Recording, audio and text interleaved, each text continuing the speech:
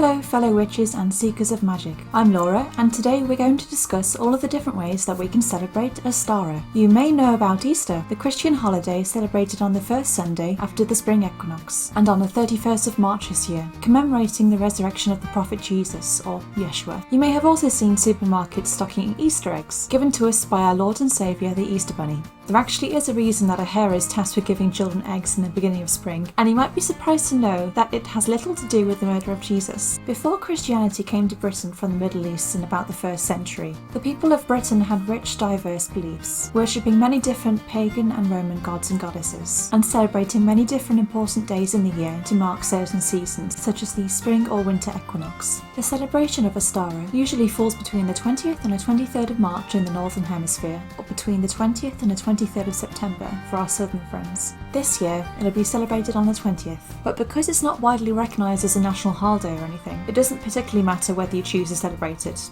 if the weekend before or after is more convenient to you. Ultimately, Ostara is a celebration of spring. It's the first day of spring in the astrological calendar, and it's now around the time that people begin to start growing crops, as the world is coming back to life again. This sacred day symbolises the transition from the darkness of winter to the brightness of spring.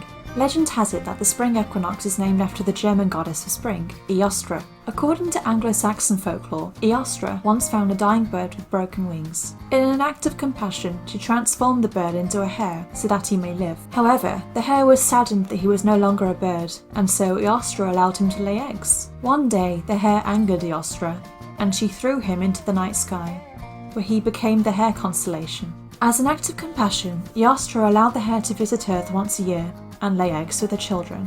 The egg-laying hare is one of the reasons why hares are so prevalent in pagan traditions, and you might see them in jewellery or artwork, as they are a symbol of life and renewal. So how can we celebrate Ostara in the modern day? Very little is known about how it may have been celebrated in the past, but there are many fun ways that we can celebrate it today in the modern world. If nothing else, continuing the tradition of eating chocolate eggs is always a fun way to celebrate. It is rooted in Ostara after all, with the egg-laying hare.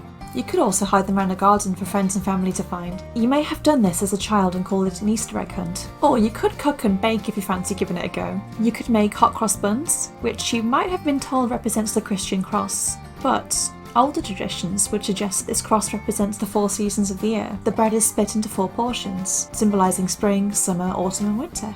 You could also go foraging if you're feeling up to it, by going to your local woodland or body of water and perhaps foraging some wild garlic or gorse flowers. Or you could use some local or in-season produce to make a delicious salad or a hearty stew. Once you've had fun with baking, it may be time to dress up in your favourite outfit. Perhaps you could wear spring colours like pastel yellow, pink or green, or perhaps you could wear natural fabrics like cotton or linen. Anything to channel your inner hobbit. Now is also the perfect time to spring clean your home and to give your space a revival and really bring it back to life again. You could also cleanse your home and clear away any stagnant energy with some incense by burning some sage. Sage has been used in Europe for centuries as it repels insects, helps purify the air and alleviate mood. For more magical ways of celebrating Ostara, now is the perfect time to cast spells for new beginnings, fresh starts, abundance and fertility. Harness all of this new energy for the months ahead. If you have crystals that you like to use in your spellwork, green aventurine, rose quartz or clear quartz are perfect for tapping into the energy of fertility, abundance and new growth. If you use sigils or symbols, the rune